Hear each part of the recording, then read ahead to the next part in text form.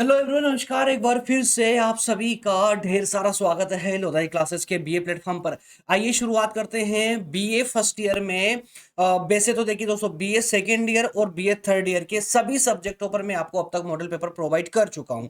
और आप में से अभी भी अगर कोई सेकेंड या थर्ड ईयर वाले बच्चे इस सेशन को देख रहे हैं और कोई सब्जेक्ट अगर आपका बच गया है तो मुझे कमेंट कर दीजिए, या फिर व्हाट्सअप नंबर आप मैंने आपको दे रखे हैं, वहां पर अभी आप मुझे मैसेज डाल सकते हैं। व्हाट्सएप पर भी मैं जल्दी ही उस सब्जेक्ट पर भी मॉडल पेपर प्रोवाइड कर दूंगा। लेकिन दोस्तों, अब और आज से हम शुरुआत करने जा रहे हैं बीए फर्स्ट ईयर के अंतर्गत जो भी आपके मेजर माइनर ओपन इलेक्टिव सब कुछ पर आपकी नई शिक्षा नीति जो है ना, उसके अकॉर्डिंग जो आपका सिलेबस चेंज हुआ है उसके अकॉर्डिंग सभी सब्जेक्टों पर मैं आपको आज से ही मॉडल पेपर देना प्रोवाइड कर रहा हूं, शुरू कर रहा हूं मॉडल पेपर देना। ठीक है ना? तो चलिए शुरुआत करते हैं। और आज से हम वैसे तो हम एक पेपर पहले ले चुके हैं फाउंडेशन कोर्स यानी वैल्यू एडेड कोर्स पर, भारत बोध पर।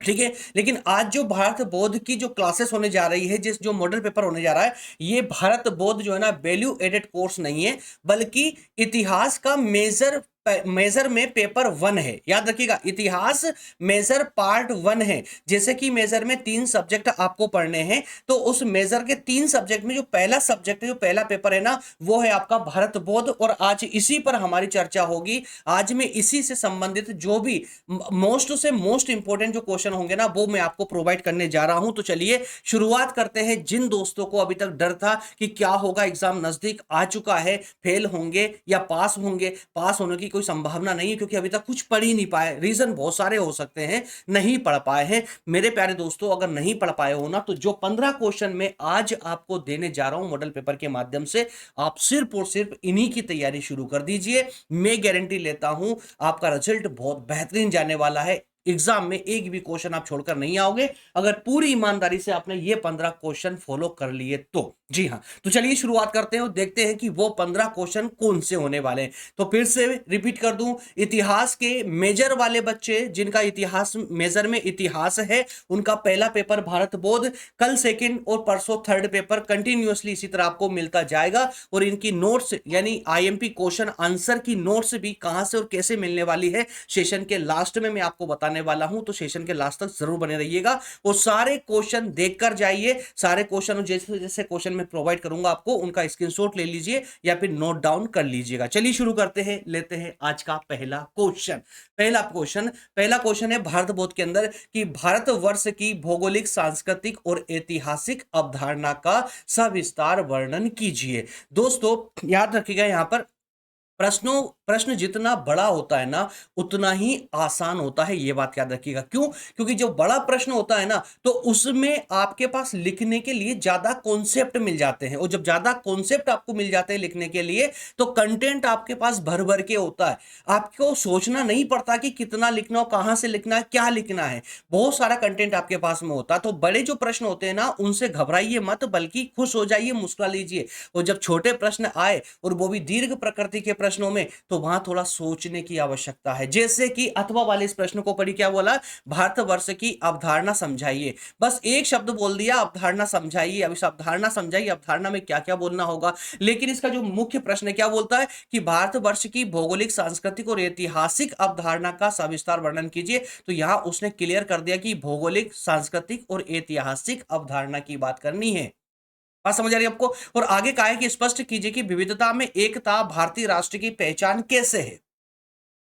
अब इतना लंबा प्रश्न पढ़ने के बाद में संभवतः आपके मस्तिष्क में इतना तो क्लिक हो गया कि मुझे इस प्रश्न में लिखना क्या है।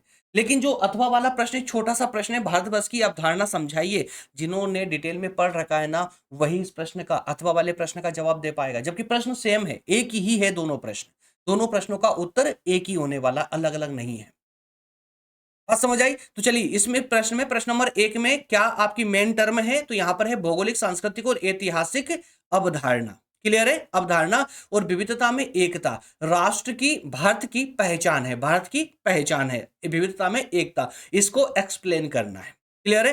प्रश्न नंबर 2 की ओर बढ़ते हैं। अगला प्रश्न है, इन सब के आंसर कैसे और कहां मिलेंगे, वो सब बताने वाला हूं। सेशन के लास्ट तक थोड़ा सा सब्र करके बैठे रहिए। सारे प्रश्न आप देख लीजिए। जैसे स्लाइड कंप्लीट होंगे ना, मैं साइट में हो जाऊंगा, आप स्क्रीनशॉट ले लीजिए या फिर वीडियो को रोककर नोट डाउन भी कर सकते हो आप लोग, है ना? फिलहाल ध्यान से सुनिए। अगला प्रश्न है, भारत की शाश्वतता का अर्थ स्पष्ट करते हुए उन आधारभूत तत्वों का विवेचन कीजिए। या विवेचना कीजिए। किसकी? भारत की शाश्वतता। भारत की शाश्वतता का अर्थ समझाते हुए उस शाश्वतता के कौन-कौन से आधारभूत तत्व है उनको बताइए जो भारतीय संस्कृति को निरंतरता और अमरता प्रदान करते हैं। तो उन तत्वों के बारे में भी आपको समझाना है जो भारतीय संस्कृति को कंटिन्यूटी यानी निरंतरता और अमरता दोनों प्रदान करते हैं। अथवा में ही ये प्रश्न है कि भारत की शाश्वतता से आप क्या समझते हैं? इसके जो अलग-अलग रूप है उन रूपों को बताइए। कौन-कौन से रूप है दोस्तों? वो रूप सारे आपको यहाँ पर डिस्कस करने होंगे। प्रश्न एक ही होने वाला है। प्रश्न नंबर 3 है माफ कीजिएगा, प्राचीन भारतीय साहित्य के गौरव पर एक निबंध लिखिए। एकदम सामान्य सा प्रश्न, इजी सा, एकदम सामान्य सा। क्या लिखा हुआ है कि प्राचीन भारतीय साहित्य जो है उसके गौरव पर हम क्यों उस पर गौरव करते हैं, है ना? गौरवशाली हमारा अतीत रहा है, तो उस गौरवशाली अतीत पर एक निबंध लिखना है। लेकिन इस प्रश्न को एग्जामिनर ऐसे भी पूछ सकता है कि प्राचीन भारतीय साहित्य की मुख्य विशेषताओं का वर्णन करते हुए स्पष्ट कीजिए कि यह विश्व साहित्य की अमूल्य धरोहर है।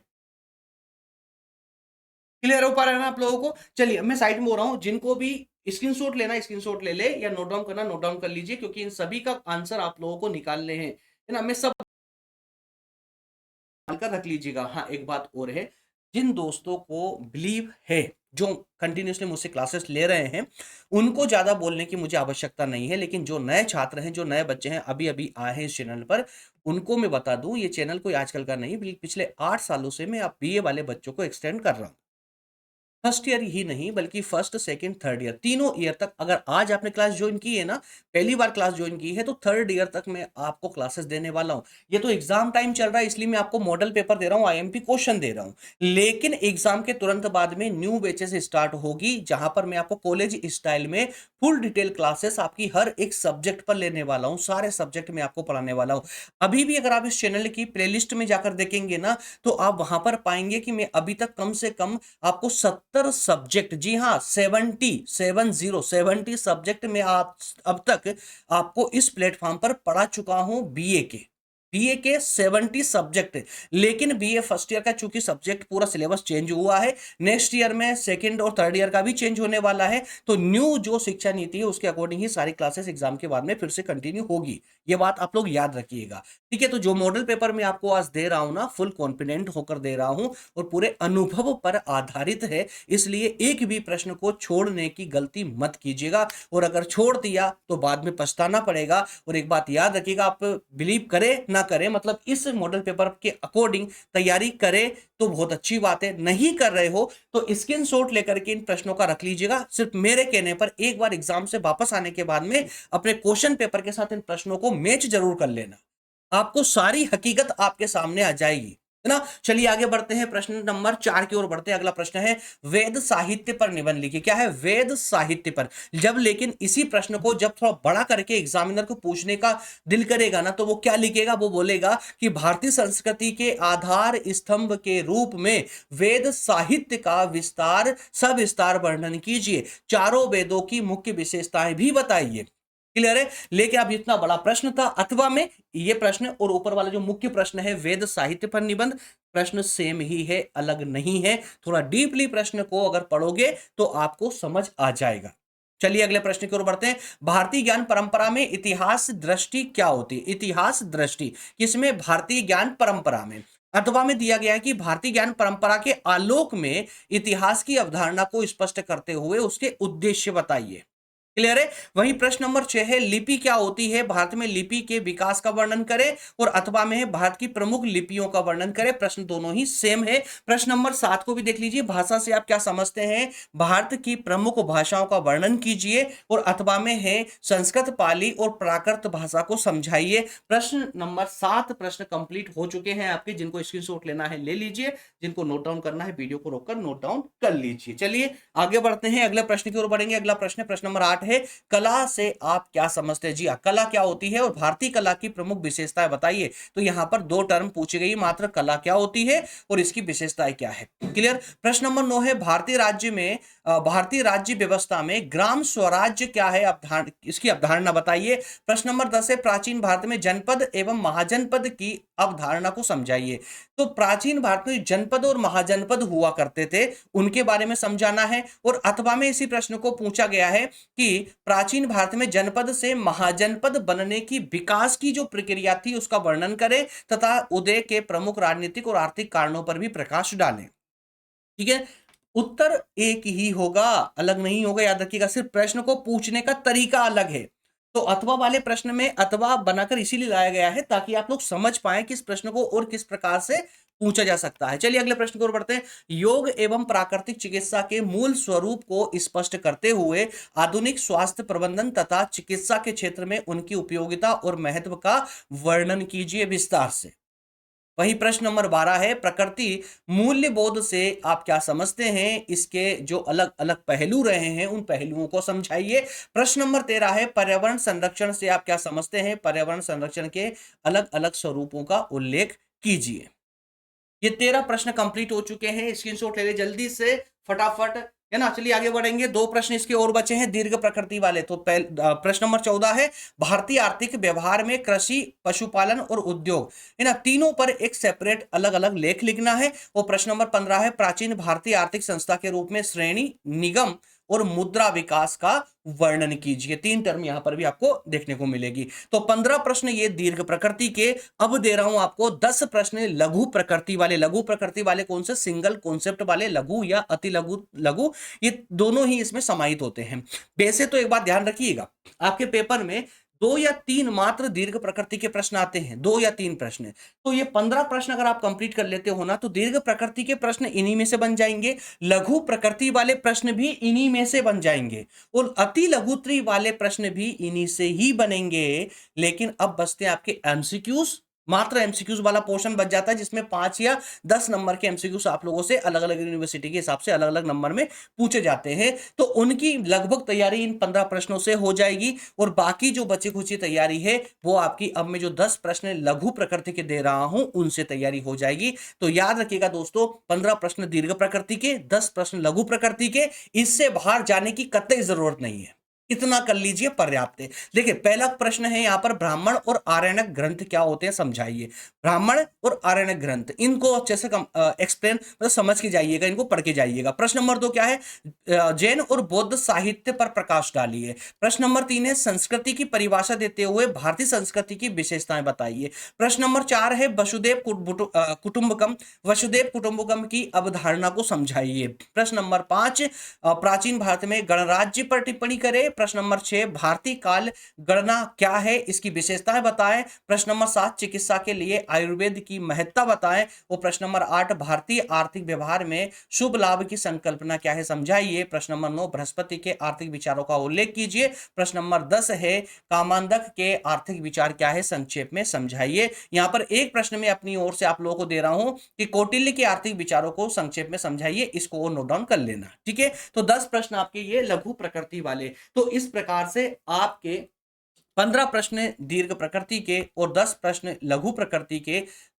15 प्रश्न मैंने आपको दिए दीर्घ प्रकृति के, 10 प्रश्न दिए लघु प्रकृति के, टोटल हो जाते 25 क्वेश्चन।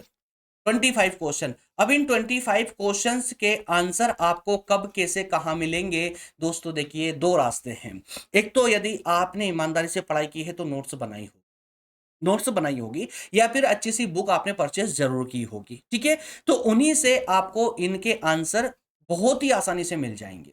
लेकिन अगर आपने ना नोट्स बनाई है और ना ही आपके पास अच्छी सामग्री है पढ़ने की, 20 छोड़ दीजिए ना, 20 वगैरह से काम नहीं चलने वाला दोस्तों। ठीक है, अब 20 से काम नहीं चलने वाला, मैं साफ साफ बता रहा हूं आप लोगों को। तो 20 वाली जो पतली पतली सीरीज आती है ना, छोड़ दीजिएगा उसको, उससे मत पढ़िएगा, है ना, क्योंकि रिजल्ट की उससे कोई गारंटी नहीं होती है। इतना इतना पढ़ोगे, इतना सारा कैसे लिख कर आओगे, सोचने वाली बात है ना। तो 25 क्वेश्चन मैंने आपको यहाँ दिए, इन सभी के आंसर अगर अच्छी सी बुक है आपके पास में तो वहां से निकाल लीजिए, या नोट्स बनाई आपने तो उससे निकाल लीजिए, या आप गूगल करके भी सेपरेट कॉन्सेप्ट पर भी नोट्स रेडी कर सकते हैं। लेकिन अगर समय नहीं है आपके पास नोट्स नहीं है, सामग्री अच्छी सामग्री नहीं है निकालने के लिए, तो दोस्तों लोधा जी क्लासेस प्लेटफॉर्म के द्वारा भी आप लोगों के लिए नोट्स रेडी कर दी गई है। अब जिन दोस्तों को भी नोट्स चाहिए वो बिल्कुल ले सकते हैं, लेकिन उसके लिए एक सब्सक्रिप्शन प्लान होता है। यहाँ पर थोड़ा ना अलग अलग टाइप के 2-3 अलग अलग टाइप के जो है सब्सक्रिप्शन प्लान होते हैं, इसलिए मैं आपको यहाँ पर एकदम आसान भाषा में समझाऊंगा।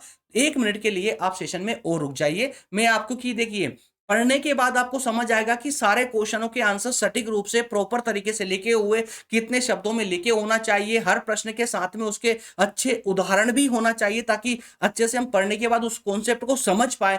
हर प्रश्न के उत्तर के साथ में आपको आसान उदाहरण भी मिलेंगे। कुल मिलाकर के बहुत आसान भाषा में उदाहरणों के साथ में बहुत बेहतर तरीके से अच्छे से इन नोट्स को डिजाइन किया गया है। जो प्रश्न मैंने आपको यहाँ एनालाइज करवाए हैं, उन प्रश्नों में 4-5 प्रश्न और ऐड किए गए हैं हालांकि नोट्स के अंदर। तो इन सभी प्रश्नों पर आईएमपी जो प्रश्न है उनके आंसरों पर एक नोट्स बनाई गई है। आप चाहे तो इसके लिए सब्सक्रिप्शन प्लान ले सकते हैं। क्या है सब्सक्रिप्शन प्लान, ध्यान से सुन लीजिएगा, बार बार बताने की जरूरत नहीं पड़ेगी मुझे। देखिए दोस्तों, अगर आप एक किसी भी एक सब्जेक्ट की नोट्स चाहते हैं, किसी भी एक सब्जेक्ट की, है ना, वैसे तो आपको पता ही होगा कि अब आपके सिलेबस में टोटल 10 सब्जेक्ट होने वाले हैं। कितने? 10 सब्जेक्ट होने वाले हैं, है ना, सभी को अच्छे से पता होगा। अगर आप किसी एक सब्जेक्ट की नोट्स लेना चाहते हैं तो 99 का सब्सक्रिप्शन प्लान होता है, 99 रुपए का। क्लियर है? और लेकिन अगर आप ऑल सब्जेक्ट की नोट्स लेना चाहते हैं, ऑल सब्जेक्ट की, तो यहां पर आपके पास प्लान होता है ऑल सब्जेक्ट में 399 का। जी हाँ, 399 का। 399 में अगर आप सब्सक्रिप्शन प्लान लेते हो तो उसमें हमारे पास जितने भी सब्जेक्ट अवेलेबल होंगे वो सारे सब्जेक्ट आपको मिल जाते हैं। आपके मेजर के तीनों, माइनर के दोनों, उसके बाद में आपके जो है आपका ओपन इलेक्टिव में आता है, एक वोकेशनल में आता है, और आपके फाउंडेशन में हिंदी इंग्लिश है, और एक आपका वैल्यूडेड कोर्स है भारत बौद्ध। ये सारे सब्जेक्ट आपको कुल मिलाकर 10 सब्जेक्ट आपको मिल जाते हैं 399 के अमाउंट पर। ठीक है ना? कैसे मिलता है ये सब्सक्रिप्शन प्लान? तो सब्सक्रिप्शन लेने के लिए आपको करना क्या होगा, तो जो आपको ये नंबर दिए गए ना, इस नंबर पर इस पेज का स्क्रीनशॉट ले लें, वो जो नंबर दिए इस नंबर पर व्हाट्सअप कर दीजिएगा। सारी बातें आपको डिटेल में व्हाट्सएप पर समझा दी जाएगी। दोस्त एक बात याद रखिएगा कि अगर आप एक सब्जेक्ट जो जो एक्चुअल रेट था ना इसका, वो था 990 यानी 990 रुपए एग्जैक्टली रेट इस कॉम्बो पैक का हुआ करता था। लेकिन इसे एग्जाम टाइम में हमने रिड्यूस करके, यानी इसमें 60% डिस्काउंट करके वो 399 में लॉन्च किया है।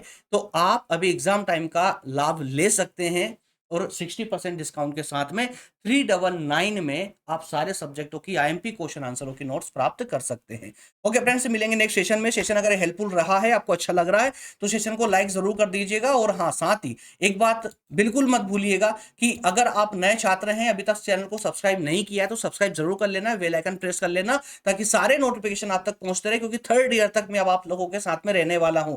जी हाँ, 3rd ईयर तक डिटेल क्लासेस एग्जाम के तुरंत बाद में 2nd ईयर की क्लासेस स्टार्ट हो जाएगी। अब एक इंपॉर्टेंट क्वेश्चन, आप लोगों के क्वेश्चन का आंसर एग्जैक्टली क्या आंसर है भाई? आप में से बहुत सारे छात्र व्हाट्सएप पर आकर मुझे बोलते हैं सर आपके लेक्चरों की हमें नोटिफिकेशन नहीं मिलते, लेक्चर आते हैं तो उनकी लिंक नहीं मिल पाती। यार आप चेक तो कीजिए पहले, आपने चैनल को सब्सक्राइब भी कर किया है कि नहीं किया है। वो सब्सक्राइब किया है तो बेल जो घंटी है ना, घंटी बनी हुई है, उस घंटी को दबाया कि नहीं दबाया, बेल आइकन प्रेस किया है कि नहीं किया है। क्योंकि जब तक आप उस घंटी को नहीं बजाओगे ना, तब तक आपके पास नोटिफिकेशन नहीं आएगा यूट्यूब का। तो पहले सब्सक्राइब कर लीजिए, बेल आइकन को दबा लीजिए, घंटी को प्रेस कर लीजिए, तो आपके सारे नोटिफिकेशन जो भी क्लासेस हमारी होगी सबके नोटिफिकेशन आप तक आने लगेंगे। मिलेंगे अगले सेशन में। बहुत धन्यवाद, थैंक यू, जय हिंद।